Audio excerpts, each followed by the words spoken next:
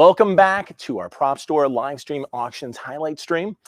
I'm Chuck Costas, and this week we're going to be taking a look at some of our highlight superhero and comic book lots that are in our upcoming live auction. We're live now on Facebook and YouTube, so please feel free to shout out and send in all your questions on the material as we go along, and we'll be happy to try to answer some of those.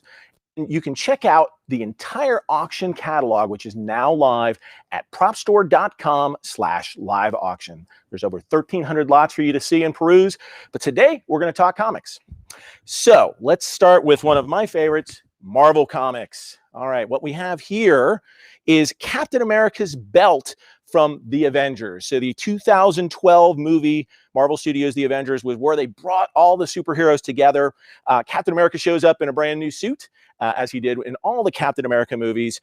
And, I think what's great about this is, again, most people don't necessarily always have a ton of room in their houses, and we'll talk about that today. I think you need to buy things that will, fit on your desk or fit wherever you can actually display these proudly. But I think Captain America's belt is one of those things that sort of stands out. You know what it is. And I think just like any superhero, it's got pouches.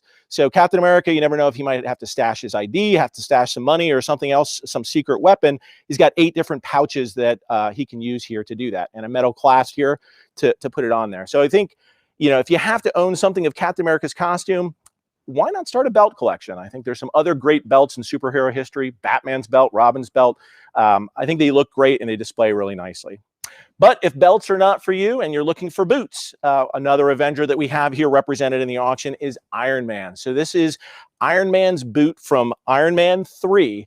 And I think, looks great. You think it might be very heavy. And I think one thing about this particular version, this is one from the very end where Killian and Iron Man get in a fight, and you see all the different Iron Man costumes get destroyed. And this is one of those costumes that Tony's wearing at the very end fighting him. I think it's the Mark 16 costume. And you'll see this is just a great piece of work made out of foam. So it's not super heavy. It's not going to necessarily hurt anybody if this boot falls on you, but a great example of just having a piece of Iron Man's costume that people will instantly recognize. All right. So moving on, also from the Iron Man franchise, actually from the previous movie, Iron Man 2, Justin Hammer, who was Tony Stark's rival, built his own set of drones. And unfortunately, they weren't quite as good as the Iron Man armor. And originally, he had designed it so that a person would actually fit in here. He started working with Ivan Renko, a.k.a. Whiplash, who actually redesigned it to make these out to be drones. So at the very end of the movie, you see a big battle sequence where they introduce the different drones for all forces of the Army, Navy, Air Force, and Marines. And then they all come and fight both War Machine and Tony Stark in his Iron Man costume at the very end here. This is one that was, you'll see they all end up in pieces at the very end. This was assembled from the pieces, I believe, from the air. So it would be from the Air Force versions of the drones. And most of the time throughout the movie, the centerpiece here is white, but at the very end, they turn red right before they blow up. And so this is right before the end sequence where they blow up all over the city. You have this represented. But again, if you've got room, if you've got something that you want to represent from the movie, this is just really a standout piece. I think people would get their attention if they walk into your wherever you're displaying this. And again, it's very nice that it does light up as well. All right. One more thing that we have from the Marvel franchises that we wanted to talk about was from the X-Men franchises. And so we'll obviously, before the Marvel Studios movies started, we had the X-Men movies from Fox. And as part of that franchise, one of the things I think any Ultimate collector would point to as one of the great props were Wolverine's claws. So these Hugh Jackman would put on his hands, and they give the illusion that the claws are popping out of the hands. This is from the Wolverine from 2013. And what's unique about this particular set here is that these are made out of metal. So most of the claws that you see are going to be resin. There were actually even a stunt pair that was even made out of a flimsier material because they didn't want to hurt any of the actors. But the metal ones are actually rarer because these were only really used for promotional shots, or they were used for up-close shots. So they didn't make as many of the metal ones, where on the resin ones, they actually had to make multiples of them because they would break. So whether they were practicing the stunt sequences or when they were filming, it was very typical for the claws to break, so that they had to make more and more of those claws. So if you do see flaws on it, there's a reason for that, is because a lot of them were used. But I think a great set and a very rare set of the actual metal claws that are there. Moving on, this is from Mike Mignola's franchise, the Hellboy. And I think they did a really great job of bringing the character Hellboy to life. And one of the great pieces, which you'll notice has the BPRD logo on it, I think that's one thing to notice on both sides here, is that you've got that sort of famous symbol that you're used to, but you have the Samaritan pistol. And what you'll notice is, even I'm a big guy, this is a big gun. I mean, you really think about Clint Eastwood and say, hey, go ahead and make my day. This is a gun that really sort of gets people's attention. And it was intentionally made to do that. Obviously, Hellboy is a very large character as well. And with this, you can see that with the pistol, they actually have the bullets inside. We actually have some lots in the auction that have the actual bullets sold by themselves. But this is a stunt version of the gun. You can see there's nothing, the plug, it's sort of plugged up in that hole there. But actually a pretty substantial piece, even holding it as the stunt version of the gun. So again, a great thing to display, a great example of a classic Hellboy piece that we have in the auction. And you don't see these quite as often as maybe you see the makeup appliances or other things from the Hellboy franchise. Moving on to DC in the world of that, we've got a great hat from V. So we've had some of these before, but I think this is a great example of one of the masks from the crowd scene. But you get not only the mask, but you get also the hat and the wig, which I think are really the components that you want to display if you could put a display on your desk or somewhere else that really just symbolize that movie. So if you like Guy Fawkes, if you like that movie, they made multiples for the crowd sequence, and obviously V himself actually had a version of this mask as well. Not much from an outside perspective, not too many differences that you'll notice, but they were actually constructed slightly differently. But again, a great example of just, people will see it and go, V, that's what you think of when you think of this movie here. And then moving on to another DC franchise here is Superman. So Superman fans will notice, obviously the Fortress of Solitude was created from crystals that came from the spaceship in which Superman landed crash landed on Earth. The green crystals, though, were special. So in I think it was the second movies, you have a green crystal that actually creates the Fortress of Solitude.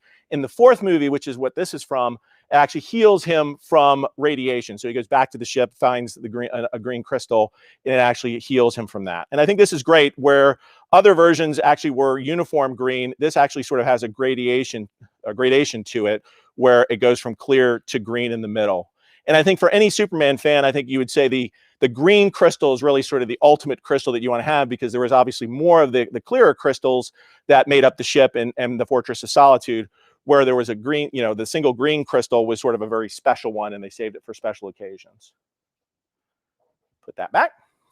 And then another great DC franchise, Batman. So again, we're starting if you want to have a collection of belts, I think starting with the Avengers belt is a great way to get started from Captain America. And then I think the other one is Batman's belt. So here is Batman's belt. This was, I think this, I'll actually show you the inside on this. This is actually a functional belt in that it clasps in the middle. So you can see a little bit of behind the scenes of how Batman got in there. But you'll notice there's a plastic clasp that's in the belt that once you disassemble it, actually takes it, there's a line in the middle where it sort of separates apart. But it's made of a heavy, dense rubber that would be part of the costume with all the details that you remember from seeing in the film. And I think, again, sort of the detail on the buckle is also something that everybody remembers. So the first two Batman films, very similar costumes, although slightly different between the two, but you have this great style.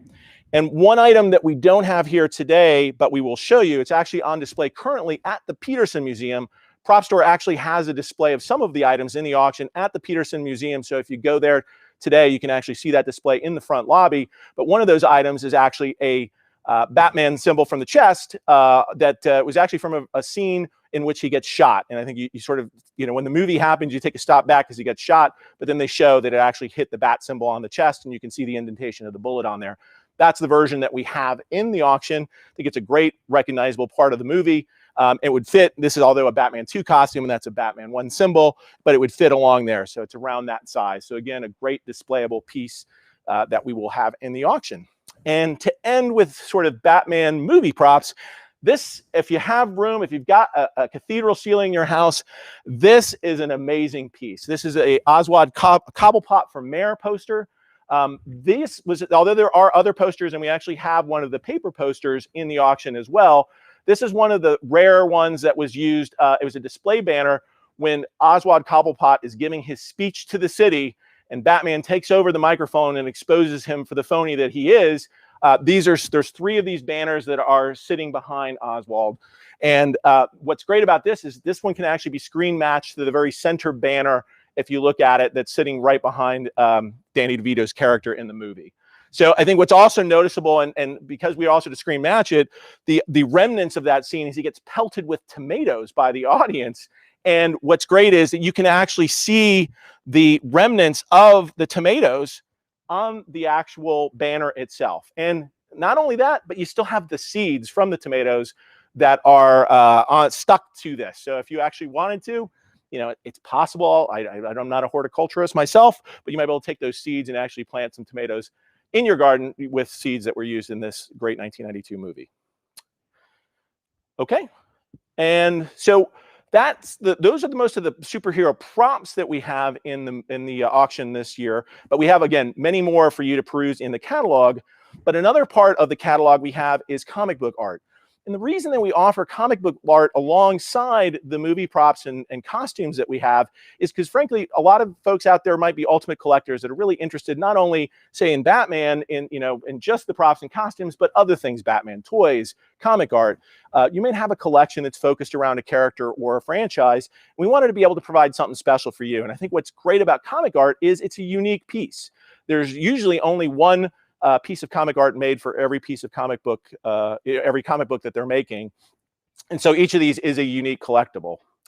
So one of the pieces to keep on the Batman franchise that we're offering this year, which is a very special piece, is by Jerry Ordway. Jerry Ordway worked for DC as well as Marvel for many years, is known for his work doing the Batman movie adaptation, the very first one from 1989, but also working on Shazam, aka Captain Marvel, as well as other things like Superman over the course of his career.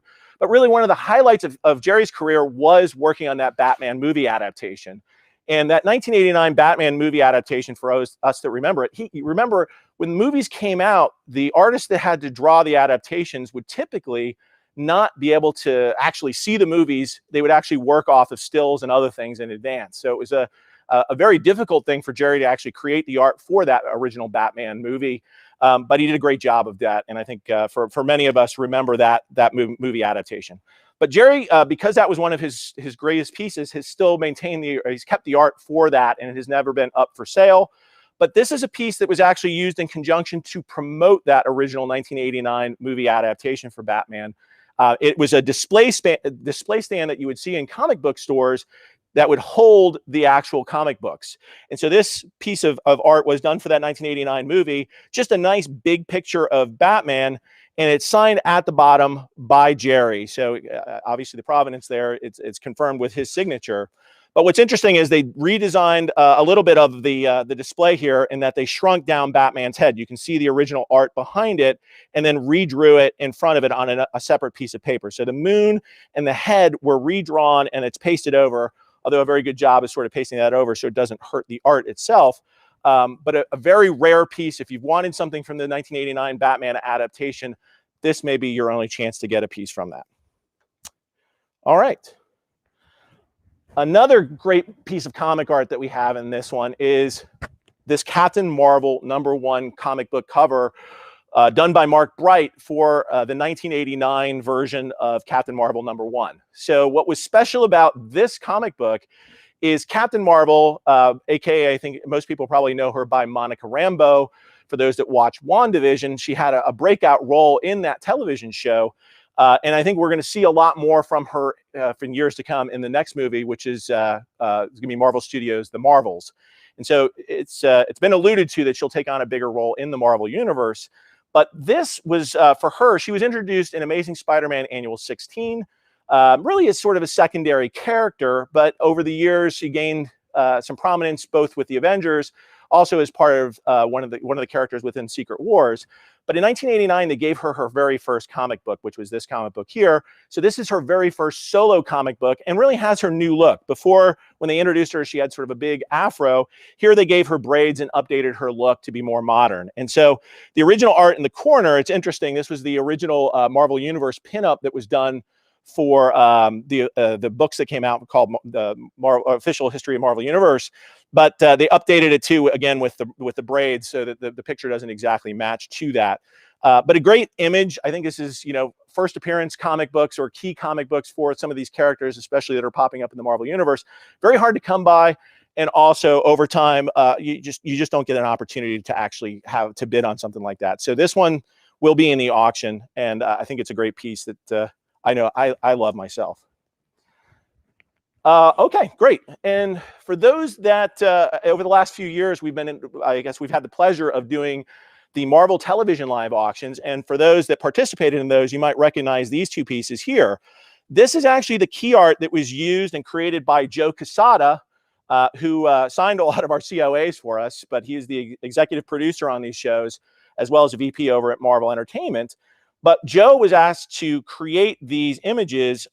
Originally, they actually had a series of posters that they gave cast and crew that were limited edition and only given to them. But also some of the artwork, like this one, was used for season 2 of Jessica Jones. So it really became the key art, became really sort of what people recognize for the show. And I think as you look at advertisements and things moving forward for the show, you'll see this image used over and over again. This is the one that was used for Marvel's Luke Cage. Marvel's Luke Cage, I believe this is actually used for a comic book cover as well. But these are actually in pencil. Included with that, we will also include a black and white inked version. But because the inks were done digitally, they don't exist in a physical format. So they were, so we've actually, it's a photocopy of the actual digital inks that come with these. But these are Joe Quesada's original pencils for these, signed by Joe Quesada at the bottom as well. So again, great pieces, and anybody that participated in our Marvel Television Live auctions, these are really some ultimate pieces that you can frame and put alongside some of the pieces that you may have won in those auctions. All right. Next, we're going to talk about Teenage Mutant Ninja Turtles. So for a lot of folks that are maybe in their 40s, you grew up getting exposed to the Teenage Mutant Ninja Turtles through the movies, most likely. And speaking of the movies, we'll start with actually this one, which is the original 1990 movie. This is the movie adaptation. So they created a comic book similar to the Batman movie adaptation we were talking about earlier that adapted the actual movie to a comic book format. And they actually published this both with Archie Comics as well as Mirage Studios, which was the company that was publishing the Teenage Mutant Ninja Turtles at the time, that was started by Kevin Eastman and Peter Laird, who are the co-creators of the Teenage Mutant Ninja Turtles. What's special about this piece of art is a lot of people don't know that, or maybe they don't, maybe they do, but Teenage Mutant Ninja Turtles started really as an underground type comic book. It was a black and white comic book in 1984. They didn't think much about, frankly, that it was going to go anywhere. So there was only 6,000, actually there's only 3,000 copies of the very first issue that were created. And then it really just blew up from there. And there's multiple printings and other things later. But it started at its roots as really sort of an underground independent comic book.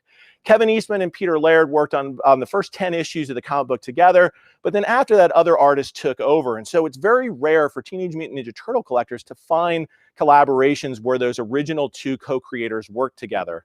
And this is one of them. So they co-plotted this story together, and then Kevin Eastman actually did the layouts for the issue. So he did sort of the roughs, and then had other artists assist in inking and finishing the pencils on these. But it was really a collaboration between them, and I think even Eastman and even Laird was involved in the inking as well as Eastman on it. So a great collaboration. And I wanted to point out one other thing that was sort of an inside, I guess, homage, is down at the very bottom of this, you'll see that this gentleman down here is reading a comic book. And the comic book that he's reading is actually called Jaka's Story. And for those that are avid comic book collectors, you may recognize it. So this is the actual book that he's reading. This is an homage that they put in there to, for folks that have followed our previous auctions, is an artist named Gerhard who worked with Dave Sim to create Cerebus. So Cerebus was the very first big independent comic book. It ran for 300 issues.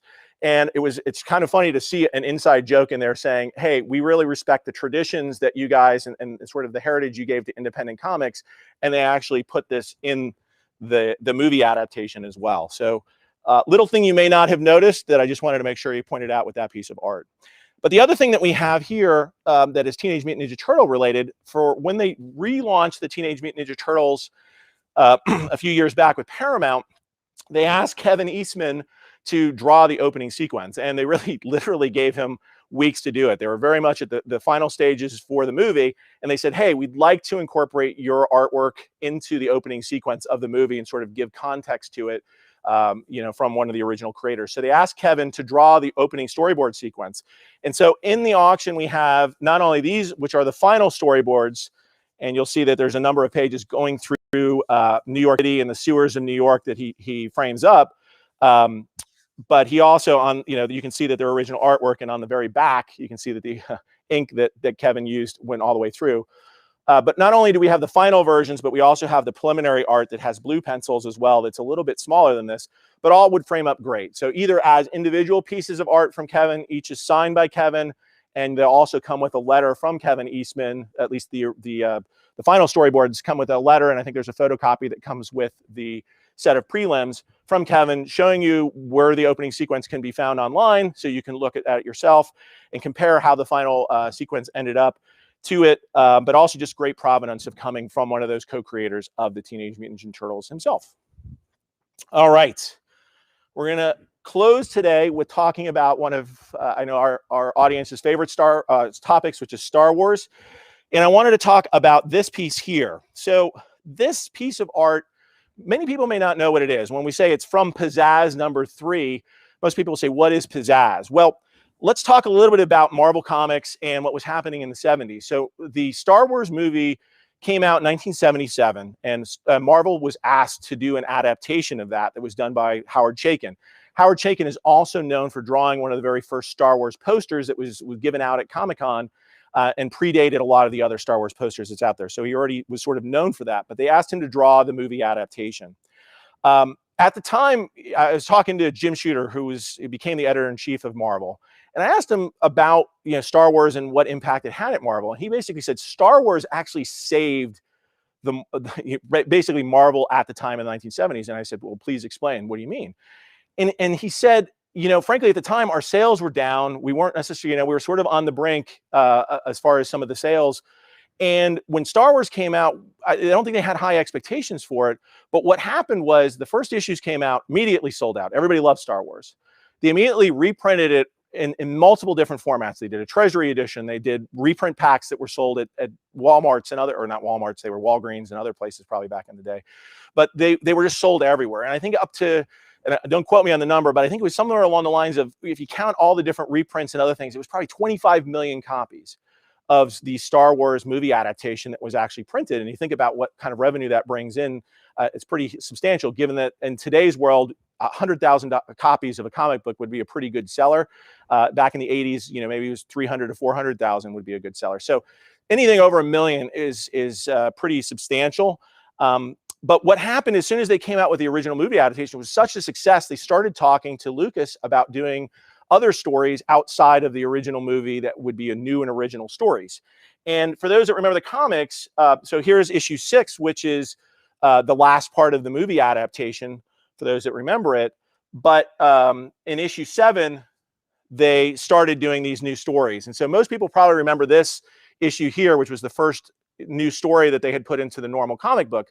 But at the same time they were doing the comic books, starting with issue 4, Pizzazz, which was a magazine that Marvel was also printing, they started these 3-page stories of original stories with Princess Leia, C-3PO, R2-D2, and Luke. While in the normal comic books, they focused on Chewie and Han Solo. So what's interesting about this is Pizzazz #3 was drawn at the very same time as Star Wars #6. And Star Wars #6 obviously was still the last of the movie adaptation. So this was really the very first Star Wars story that was drawn outside of the movies. And I think when you think about what's happening in today's world with Disney Plus, expanding the universe, telling many stories, and there's been many stories told, the fact is these Marvel stories were really the first new stories that were told around the Star Wars universe. And this is from that very first storyline by the very first artist that did that adaptation, Howard Chaykin. And again, similar to Eastman and Laird, he didn't do that many issues of actual Star Wars. For the original series, he did the first 10 issues. And for Pizzazz, he did the first 6 issues, which really was only the equivalent of 1 comic book as well. So to get a Howard Chaykin piece, especially thing that's what I would call a title splash, is very rare. And so I think this is a great opportunity. Pages from that original movie adaptation have been selling for $25,000 to $30,000 in the last year or so, but almost impossible to get. We have this one up, and I believe the low estimate on this is $8,000. So I think it's a great deal if you can win this one. And then finally, we're going to end with this painting right here. Wanted you to get a sense of how large it is. Not quite as big as the Batman banner over there, but a very large piece drawn by Greg Hildebrandt. And the name Hildebrandt may be memorable to a lot of you as well, because the brothers Hildebrandt, which was Greg and Tim, worked on the very first Star Wars poster that a lot of us remember, that was turned into decals on our t-shirts and other things. It was the painted version of Tom Young's original Star Wars poster design, but they were asked to draw a painted version of this that they could use for different purposes, including, I guess, release in London as a poster, or in the UK as a poster. But the brothers Hildebrandt were, they stayed involved with the Star Wars franchise over the years. And and this came a few years back, when Marvel was reprinting all those original comic books that they originally published, including the Pizzazz stories, in volume 3, which is that very issue. They did a series of variant covers for those that were the ultimate collectors, that featured Greg Hildebrandt paintings. And so this is one of those 3 covers for volume 3 of the Star Wars The Marvel Years that features a full painting by Greg Hildebrandt. And I think it's great to see the person, one of the people that was involved in creating that original Star Wars poster, come back and do such a vibrant poster many years later. And this, really is, sort of as good as the original posters, but updating it with some of the characters that you see later in Return of the Jedi and some of the other, other parts of the epic. So a great large piece. Wanted you to see this. I think it would frame up really nicely for somebody's collection and make a really impressive piece. So this is just a sample of the superhero and comic book art pieces that we have in this year's live auction. As I said earlier, you can browse over 1,300 lots right now at propstore.com/live auction. And hopefully you can find a piece that's right for your collection. So thanks for joining us today, and stay tuned for the upcoming live streams that we'll be doing in the weeks to come leading up to the auction. And again, it's on June 29th, 30th, and July 1st.